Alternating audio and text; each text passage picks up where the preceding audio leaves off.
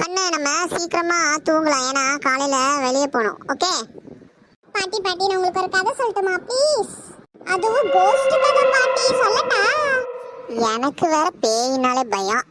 இவ வேற பேய் மாதிரி கதை சொல்றேன்னு சொல்லிட்டு இருக்கா, பயமா இருக்கே. சரி கேட்டுதான் பாப்போம். ஒரு ஊர் இருந்துச்சாமா. அந்த ஊருக்கு நடுவுல ஒரு பாலடைஞ்ச பங்களா இருந்துச்சாமா. எல்லா பேய் கதையில வர மாதிரி ஒரு பங்களா, இதெல்லாம் ஒரு பயம். படுத்தவங்க இருங்க பாட்டி, கடைசியில கேட்டுட்டு சொல்லுங்க. சொல்லு கேட்கிறேன், வேற என்ன செய்யறது? அந்த பங்களா பக்கத்துல 5 பசங்க கிரிக்கெட் விளையாண்டு இருந்தாங்களாம். அதுல ஒருத்தன் 6 அடிச்சு பால் பறந்து போய் பங்களாக்குள்ள விழுந்துருச்சு. அதுல நெட்டையா இருந்தவன் போய் பாலை போய் எடுக்க போனவன் ரொம்ப நேரமா வரவே இல்லை.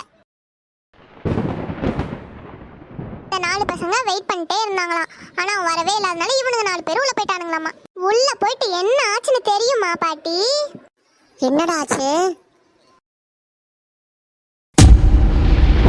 உள்ள போனானுங்களாமா. கேட் தானா திறந்துச்சாமா. காத்து ரொம்ப பலமா அடிச்சுச்சு. விண்டோ எல்லாம் படபடன்னு அடிச்சுச்சு. நெட்டையோட காலும் கையும் தனித்தனியா இருந்துச்சு. அப்புறம் என்னாச்சு? சீக்கிரம் சொல்லு. அப்புறம் அந்த 4 பசங்களும் கண்ணை மூடி கண்ணை திறக்கிறதுக்குள்ள அப்படியே எல்லாம் டார்க் ஆயிடுச்சு. அப்புறம் காத்தெல்லாம் நின்றுச்சு.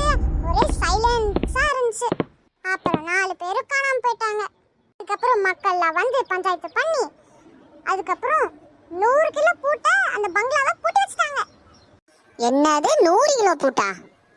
ஆமா பாட்டி. அதுவும் இல்லாம அந்த பங்களால கொலுசு சத்தம்லாம் கேக்குது, நாய் ஊர்ல விடுற சவுண்ட் எல்லாம் கேக்குது, மல்லிப்பூ வாசனை எல்லாம் வருதான்.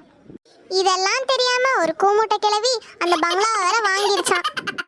யாருப்பா அந்த கூமுட்டை கிழவி? அந்த 5 பசங்க காணாம போன இடத்துல பெட் போட்டு ஹாயா கால் மேல கால் போட்டு கதை கேட்டுட்டு இருக்கே, அது நீதான் பாட்டி. என்னது? அப்ப அந்த கூமுட்டை கிழவி நானா? எனக்கு தூக்கம் வருது, நான் தூங்க போறேன். பேய் கதையை சொல்லிட்டு இவ தூங்கிட்டா. சொன்ன மாதிரியே கொலுசு சத்தம் கேக்குது, நாய் உழவுது, நம்ம தூக்க போச்சா?